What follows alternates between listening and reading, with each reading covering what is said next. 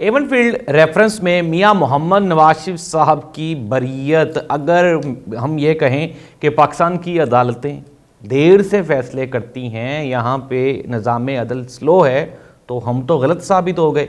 मियां नवाज शरीफ साहब तो यूं बरी हो गए। मियां नवाज शरीफ साहब की बरीयत में इतनी जल्दी क्यों? क्या केस में कोई सुकम बाकी रहा? इस्लामाबाद हाई कोर्ट का बड़ा फैसला, मियां मोहम्मद नवाज शरीफ साहब एवन फील्ड रेफरेंस में बरी। अब नैब ने इसके ऊपर क्यों दोबारा अपील नहीं की? फैसला क्या जारी किया गया? मुख्तसर फैसले में क्या लिखा हुआ है, ये हम बताएंगे आपको आज के प्रोग्राम में। वसीम बदामी साहब ये फरमा रहे हैं कि उनका अकाउंट हैक हो गया। एक और बीवी मंजरे आम पे आ रही है, कहा यही जा रहा है कि अकाउंट हैक हुआ है। क्या अकाउंट वाकई वसीम बदामी साहब का हैक हो गया? बैरिस्टर गौहर अली खान साहब को कायम मुकाम चेयरमैन पाकिस्तान तहरीक इंसाफ नॉमिनेट किया गया। ये तकर्री किसके कहने पे हुई? क्या इसमें भी इमरान खान ने किसी से मशवरा लिया या फिर ये इमरान खान का जाती फैसला है? सबसे पहले आते हैं पाकिस्तान के अदालती निज़ाम पे। इस्लामाबाद हाई कोर्ट ने मियां मोहम्मद नवाज शरीफ साहब की एवन फील्ड रेफरेंस में बरीयत की दरखास्त को एक्सेप्ट करते हुए मियां मोहम्मद नवाज शरीफ साहब को बरी जिम्मा ठहरा दिया है। ये आज की सबसे बड़ी खबर है नादरीन, और हम देख रहे हैं कि किस तरह से इतनी तेजी से इस्लामाबाद हाई कोर्ट ने परफॉर्म किया। वो जो इमरान खान के केसेस साल हर साल से महीना दर महीना वो पेंडिंग पड़े हुए हैं, वो एक्चुअल पिक्चर नहीं है। Actual picture Islamabad high court की ये है। अगर हम इंसाफ देना चाहें तो हम यूं दे सकते हैं, लेकिन अगर ना देना चाहें तो फिर हमारे पेट भी खराब हो सकते हैं और पेट में मरोड़ भी उठ सकते हैं। लेकिन नादरीन, दूसरी जानिब नैब का रवैया इस कदर नाकस क्यों है? नैब की जिम्मेदारी एक बहुत बड़े इदारे पे भी जाती है। आजकल डीजी नैब जो कि हाजिर सर्वस एक अफसर हैं, वो क्या कर रहे हैं, कैसे वो सिस्टम को चला रहे हैं, ये समझ से बालातर है। जो अमजद परवेज साहब हैं, वकील हैं मियां मोहम्मद नवाज शरीफ साहब के, तो उन्होंने बड़े खूबसूरत दलाइल दिए कि नादरीन कि क्यों मियां मोहम्मद नवाज शरीफ साहब वो बताएं कि उनकी आमदन से ज़ायद ये फ्लैट्स क्यों ख़रीदे गए, कैसे? यार ज़ाहिर सी बात है, अब मियाँ साहब कोई काम तो करते नहीं हैं कि वो आएँ और आके अपनी वो सारी की सारी मनी ट्रेल दें। मुझे ये नहीं समझ आ रही एक चीज़ की कि अगर मियाँ नवाज शरीफ साहब वाकई इनोसेंट हैं और ये सारे के सारे फैसले सियासी थे, तो नादरीन जो हमारी अदालतें थीं वो क्या कर रही थीं? अब बात तो गलत है, लेकिन वो कर क्या रही थीं? गुज़श्ता 10 साल तो उन्होंने नवाज शरीफ साहब को सज़ा देने में गुजार दिए। अब जो मौजूदा अदालतें हैं ये इमरान खान को सज़ा देने में गुजार रही हैं। अब मौजूदा अदालतें मियां नवाज शरीफ साहब की सज़ाएं मुआफ़ करने में टाइम गुजार रही हैं, और आइंदा अदालतें मियां कह दिया इमरान खान साहब का उनको माफ़ियाँ देने में गुजार देंगी।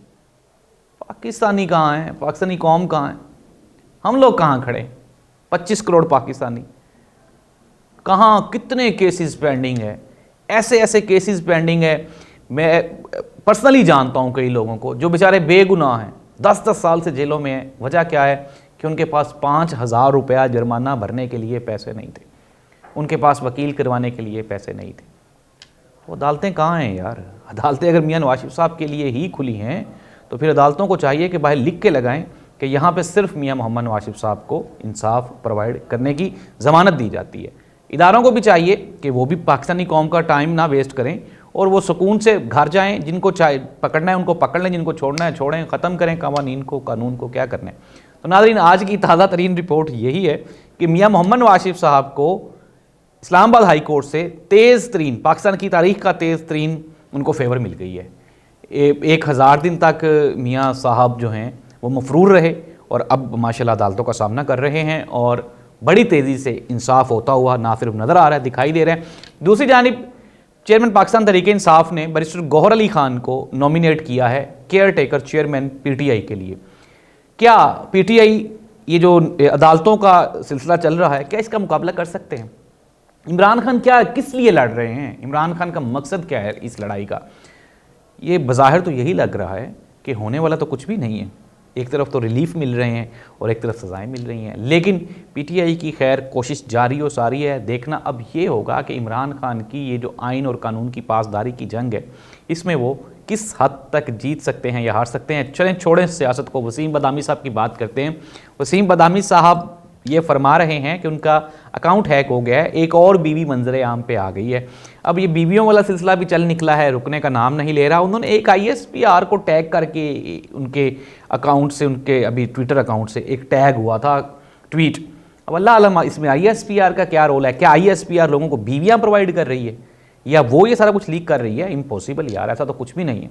अब देखना ये होगा कि आया कि वसीम बदामी साहब का अकाउंट वाकई हैक हुआ या नहीं हुआ, उन्होंने नई शादी किससे की, इकरा कौन है, ये कहाँ पे रहती हैं और ये आई कहाँ से, ये भी आइंदा चंद दिनों में या शायद चंद घंटों में जितनी तेज़ी से पाकिस्तान में चीज़ें चल रही हैं तो ये भी जल्दी जल्दी फैसला हो जाएगा और आपको पता चल जाएगा कि वसीम बादामी साहब की दूसरी बीवी कौन है, इकरार साहब की तीसरी बीवी कौन है। यार ये बीवियों वाला सिलसिला भी अजीब ही है, पाकिस्तान में डिस्कस ही शायद यही हो रहा है। लीव इट, आप इसको छोड़ें। तो नाज़रीन, ये हैं अब तक की सबसे तेज़ तरीन खबरें, तेज़ तरीन हर चीज़, तेज़ तरीन खबरें, तेज़ तरीन फैसले, तेज़ तरीन अकाउंट हैक, तेज़ तरीन रिकवरियाँ, तेज़ तरीन। अब इससे ज़्यादा हम आपको और क्या सुनाएं? अब इससे मेरा नहीं ख्याल कि बाकी कुछ बचता है। खैर, सीरियस टॉपिक पे बात करते हैं।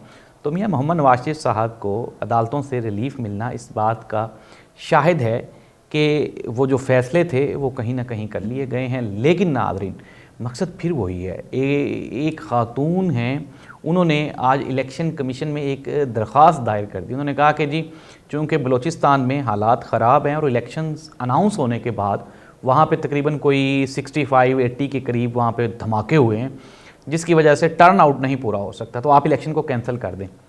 8 फरवरी क्या पॉसिबल है इलेक्शंस के लिए? मैं कई प्रोग्राम्स में कह चुका, चीफ जस्टिस ऑफ पाकिस्तान ने तो कहा था कि ख़बरदार किसी ने नाम लिया तो।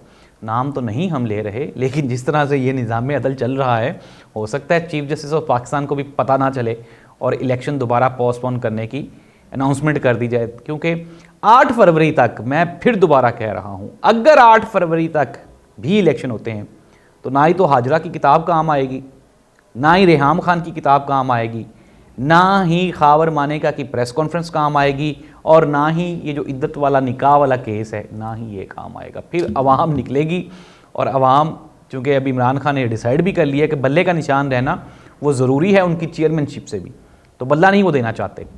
ये बल्ले का निशान तो वो रखेंगे।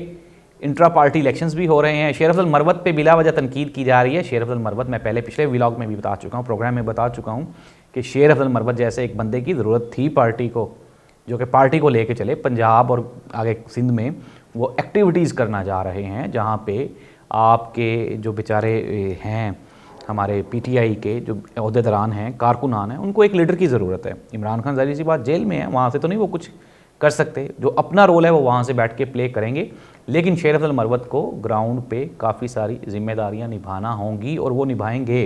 तो PTI वालों को चाहिए कि अगर उनको कोई ऐसा बंदा है जिस पे इदारे हाथ नहीं डाल रहे और वो आपके काम आ रहा है, तो आप उससे मुस्तफ़ीद हों और आप उसको यूटिलाइज़ करें।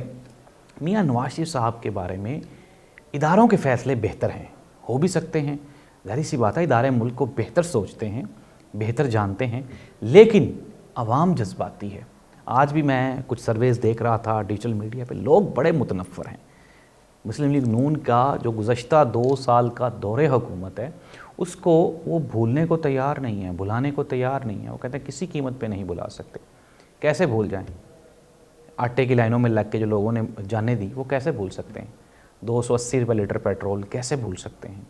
चीनी नहीं मिलती थी, कैसे भूल सकते हैं? बिजली के बिल आसमान तक कैसे भूल सकते हैं? तो नाज़रीन, ये तो ठीक है कि मियाँ नवाज शरीफ साहब को वो उनको लॉन्ड्री में डाल के तो उनको वॉश किया जा रहा है, लेकिन क्या अवाम के जहनों में मियाँ साहब के बारे में जो ख़दशात भरे हुए हैं, मैं गंदगी नहीं कहता, जो ख़दशात भरे हुए हैं, क्या वो दूर किए जा रहे हैं? कतई नहीं, और ना ही वो दूर हो सकते हैं। वक्त वो ज़ख्म नहीं भर सकता भैया, उसको भरने के लिए कुछ ना कुछ ऐसा परफॉर्म करने का। वैसे भी अभी तो मियाँ नवाज शरीफ साहब के पास कुछ चांसेस तो नहीं है ना। हाँ, कोई 1 साल 1.5 साल की हुकूमत दे के देख लिया जाए, लेकिन हालात भी इस काबिल नहीं हैं कि मियाँ नवाज शरीफ साहब उनमें कोई बेहतरी ला सके।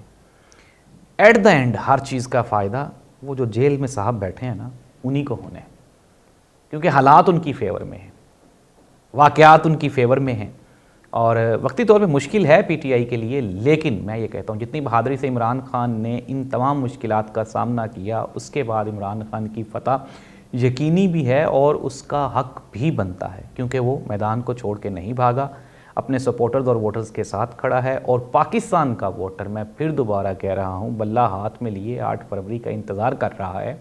अगर 8 फरवरी को इलेक्शन हो गए तो फिर सुहेल वड़ाई साहब वो जो कहते हैं ना कि अगर पीटीआई का वोटर निकल आया, तो पीटीआई का वोटर तो निकल आएगा, फिर इनको रोकना मुश्किल ही नहीं, नामुमकिन होगा। नवाज शरीफ साहब वोटों से वज़ीर-ए-आज़म नहीं बन सकते, नोटों से बन सकते हैं, ये और बात है। लेट्स सी दैट कि नोट कहाँ कहाँ कारगर साबित होते हैं। अल्लाह इस मुल्क को नोटों से माला माल कर दे, वो वाले नोट नहीं जो ये इधर उधर देते हैं, बल्कि वो वाले नोट जो आवाम की जेबों में जाते हैं। अल्लाह करे आवाम खुशहाल हो, खुशहाली आनी चाहिए यार। हम तो पहले भी कहते थे कि अगर टाइम ही देना, नवाज शरीफ को भी 10 साल देके तो देखें, लेकिन 10 साल बचते नहीं हैं ना, बनते नहीं हैं। 1.5-2 साल की हुकूमत से तो नवाज शरीफ साहब मजीद खराबा करेंगे, चीज़ें बेहतर तो नहीं होंगी। जो केसेस रह गए हैं वो भी ख़त्म करवाए जाएंगे, 1.5 साल तभी उसमें और लग जाएगा। वक्ती तौर पे तो रिलीफ बड़ी तेज़ी से मिल रहा है, लेकिन आगे चल के कुछ ना कुछ चीज़ें फंस जाएंगी। अल्लाह इस मुल्क का हामी नासिर हो, अल्लाह ताला इस मुल्क को करप्ट नासर से महफूज रखे, और जो इस मुल्क के खैर खां हैं उनको वोट डालने की हमें हिम्मत और तौफीक अता फरमाए। अल्लाह हाफ़िज़।